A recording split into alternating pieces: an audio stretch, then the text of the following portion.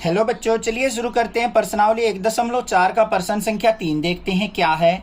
कुछ वास्तविक संख्याओं के दशमलव प्रसार नीचे दर्शाए गए हैं। प्रत्येक स्थिति के लिए निर्धारित कीजिए कि यह संख्या प्रीमेय संख्या है या नहीं है। सबसे पहला काम क्या करना है, हमें इन संख्याओं को देख के बताना है कि वो संख्या हमारी प्रीमेय है या अप्रीमेय संख्या है। यदि यह प्रीमेय संख्या है और P/Q के रूप की है तो Q के अभाज्य गुणनखंडों के बारे में आप क्या कह सकते हैं। आपको पहला काम क्या करना है, प्रीमेय अप्रीमेय देखना है। अब प्रीमेय संख्या है तो क्या हम उनको P/Q के रूप में लिख सकते हैं, वो देखना है।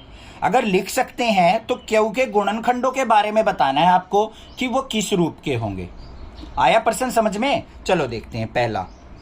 पहले के अंदर क्या दे रखा है, 43.123456789 ये हमें दे रखा है दशमलव प्रसार। अब बच्चों यहाँ पे ध्यान से देखो, ये दशमलव प्रसार आपका शांत है या अशांत है? शांत प्रवृत्ति का है, क्योंकि यहाँ पे क्या है, ना तो पुनरावृत्ति है और ना ही इस तरीके से डॉट डॉट लगी हुई है, मतलब ये पूर्णतः भाग हुआ है।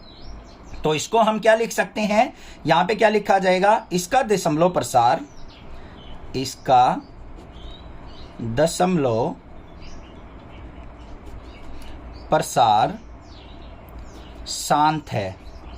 शांत है, अतः यह प्रीमेय संख्या है। इतना काम तो हो गया बच्चों। अब क्या इसको हम P/Q के रूप में लिख सकते हैं? देखो ऊपर क्या है, 43.123456789। अगर मैं इसके दशमलव को हटाऊं तो क्या करना पड़ेगा, दशमलव के बाद कितने अक्षर है, 9, तो मुझे 10 की घात 9 यहाँ पे लिखना पड़ेगा, बिल्कुल लिखना पड़ेगा। तो ये किस रूप में आ गया, P/Q। अब हमें Q के गुणनखंड बताने हैं। अब Q के अंदर देखो बच्चों, यहाँ पे क्या है, 10 के गुणनखंड क्या होते हैं, 2 × 5। तो हमारे यहाँ पे क्या हो जाएंगे, Q के गुणनखंड 2 की घात n और 5 की घात m के रूप के हैं, बस ये लिखना था, हो गया। आसान था ना, समझ में आ गया होगा। दूसरे पे चलते हैं। दूसरे में क्या दे रखा है, 0.120 1220 1230 1240। इस तरीके से चलते जाओ, जितना भी लिख सकते हो लिखते रहो। तो यहाँ पे ये क्या है हमारा, ये तो हमारा रुक ही नहीं रहा, कहीं पे भी नहीं रुक रहा है ना बच्चों, टर्मिनेट हो ही नहीं रहा है। तो ये क्या हो गया, हमारा अशांत प्रवृत्ति का हो गया। तो यहाँ पे क्या लिखेंगे, इसका दशमलव प्रसार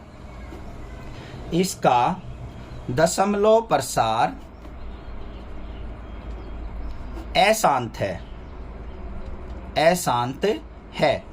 अशांत भी है और अनावर्ती भी है, मतलब रिपीट नहीं हो रहा है, बार बार आवृत्ति नहीं आ रही है उसकी। अगर बार बार आवृत्ति आ रही होती तब भी वो प्रीमेय होता, परंतु यहाँ पे देखो इसके ऊपर बार तो नहीं लगा हुआ है, इसका मतलब ये भाग होता रहेगा, हमें कुछ भी नहीं मिलेगा। तो यहाँ पे क्या हो गया, ये दशमलव प्रसार अशांत है, अतः यह अप्रीमेय है।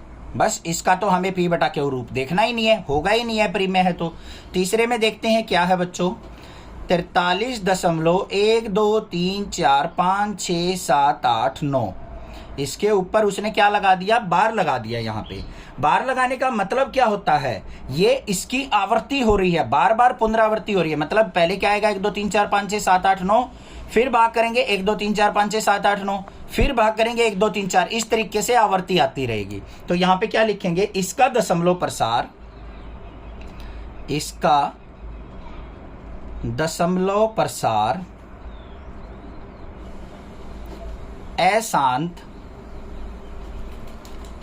अशांत और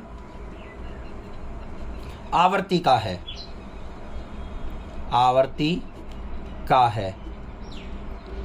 अतः यह प्रीमेय संख्या है।